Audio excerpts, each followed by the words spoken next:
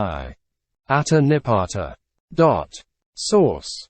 Adapted from archaic translation by H. T. Francis and R. A. Neal. Jataka number 417. Kaccani-jataka. Robed in white, etc. The master told this tale while living at Jetavana monastery, concerning a man who supported his mother. The story is that the man was of good family and conduct in Shravasti city. On his father's death, he became devoted to his mother and tended her with the services of mouth washing, teeth cleansing, bathing, feet washing and the like, and also by giving her porridge, rice and other food. She said to him, "Dear son, there are other duties in a householder's life. You must marry a maid of a suitable family, who will attend to me, and then you can do your proper work. Mother, it is for my own good and satisfaction that I wait on you. Who else would wait on you so well? Son, you should do something to advance the fortune of our house. I have no care for a householder's life. I will wait on you, and after you are dead and burned I will become an ascetic." She pressed him again and again. And at last, without winning him over or gaining his consent, she brought him a maid of a suitable family. He married and lived with her, because he would not oppose his mother. She observed the great attention with which her husband waited on his mother, and desirous of imitating it she too waited on her with care. Noticing his wife's devotion, he gave her from then on all the pleasant food he could get. As time went on she foolishly thought in her pride, "He gives me all the pleasant food he gets. He must be anxious to get rid of his mother and I will find some means for doing so." So one day she said, "Husband, your mother scolds me when you leave the house." He said nothing. She thought, "I will irritate the old woman and make her disagreeable to her son." And from then on she gave her rice porridge either very hot or very cold or very salt or saltless. When the old woman complained that it was too hot or too salt, she threw in cold water enough to fill the dish. And then on complaints of its being cold and saltless, she would make a great outcry. "Just now you said it was too hot and too salt. Who can satisfy you?" So at the bath she would throw very hot water on the old woman's back. When she said, "Daughter, my back is burning," the other would throw some very cold water on her, and on complaints of this, she would make a story to the neighbors. "This woman said just now it was too hot, now she screams it is too cold. Who can endure her impudence?" If the old woman complained that her bed was full of fleas, she would take the bed out and shake her own bed over it, and then bring it back saying, "I've given it a shake." The good old lady, having twice as many fleas biting her now, would spend the night sitting up and complain of being bitten all night. The other would retort, "Your bed was shaken yesterday and the day before too." Who can satisfy all such a woman's needs?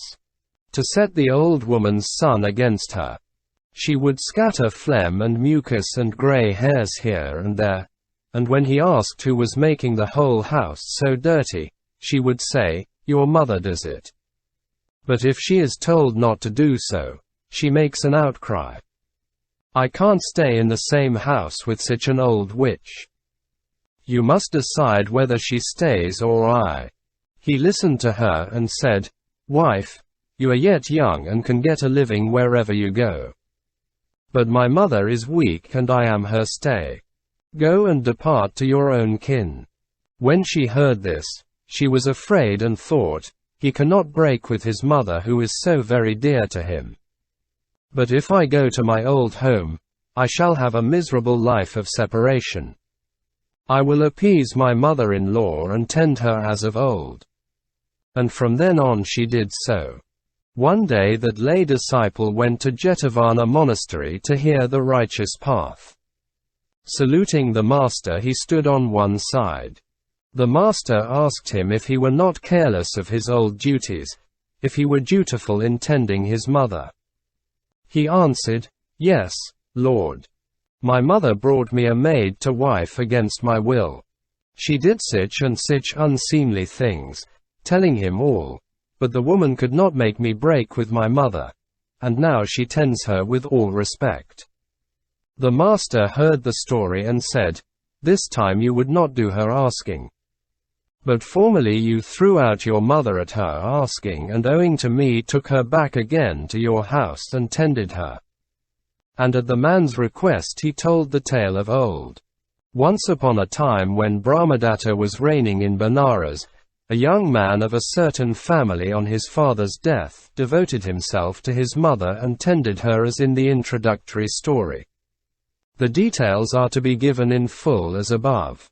But in this case, when his wife said she could not live with the old witch and he must decide which of them should go, he took her word that his mother was in fault and said, "Mother, you are always raising dispute in the house. From now on go and live in some other place, where you choose." She obeyed, weeping, and going to a certain friend's house, she worked for wages and with difficulty made a living. After she left, her daughter-in-law conceived a child, and went about saying to her husband and the neighbors that such a thing could never have happened as long as the old witch was in the house. After the child was born, she said to her husband, "I never had a son while your mother stayed in the house, but now I have." So you can see what a witch she was. The old woman heard that the son's birth was thought to be due to her leaving the house, and she thought, "Surely right must be dead in the world. If it were not so, these people would not have got a son and a comfortable life after beating and throwing out their mother. I will make an offering for the dead right." So one day she took ground sesame and rice and a little pot and a spoon. She went to a cemetery of corpses and kindled a fire under an oven made with 3 human skulls. Then she went down into the water, bathed herself head and all, washed her garment, and coming back to her fireplace, she loosened her hair and began to wash the rice. The bodhisattva was at that time Sakka, king of heaven. And the bodhisattvas are vigilant. At the instant he saw, in his survey of the world, that the poor old woman was making a death offering to right as if right were dead. Wishing to show his power in helping her, he came down disguised as a Brahmin traveling on the high road. At sight of her he left the road and standing near her, began a conversation by saying, "Mother, people do not cook food in cemeteries. What are you going to do with this sesame and rice when cooked?" So he spoke the first stanza. Robed in white, with dripping hair. Why, Kaccani, boil the pot. Washing rice and sesame there. Will you use them when they're hot? She spoke the second stanza to give him information. Brahman, not for food will I use the sesame and the rice. Right is dead. Its memory I would crown with sacrifice. Then Sakka spoke the third stanza. Lady, think before you decide. Who has told you such a lie? Strong in might and thousand-eyed. Perfect right can never die. Hearing him, the woman spoke 2 stanzas. Brahman, I have witness strong. Right is dead I must believe. All men now who follow wrong, great prosperity receive.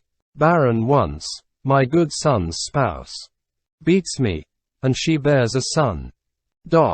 She is lady of our house. I an outcast and undone. Then Sakka spoke the 6th stanza. No, I live eternally. It was for your sake that I came. She beat you, but her son and she shall be ashes in my flame. Hearing him, she cried, Alas, what say you? I will try to save my grandson from death. And so she spoke the 7th stanza. King of gods, your will be done. If for me you left the sky, may my children and their son live with me in amity. Then Sakka spoke the 8th stanza. Katyani's will be done. Beaten, you still on right rely. With your children and their son, share one home in amity. After saying this, Sakka, now in all his divine apparel, stood in the air by his supernatural power and said, Kaccani, be not afraid. By my power your son and daughter-in-law will come, and after getting your forgiveness on the way will take you back with them. Dwell with them in peace. Then he went to his own place. By Sakka's power they thought selves of her goodness, and making inquiry through the village they found she had gone towards the cemetery. They went along the road calling for her.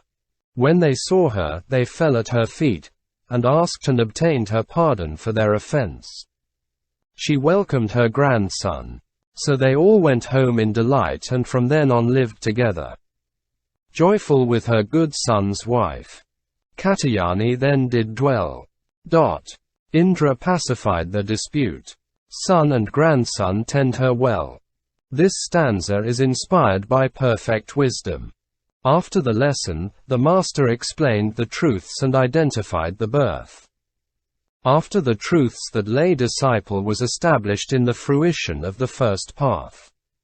At that time the man who supported his mother was the man who is supporting his mother today, the wife of that time was the wife of today, and Sakka was myself.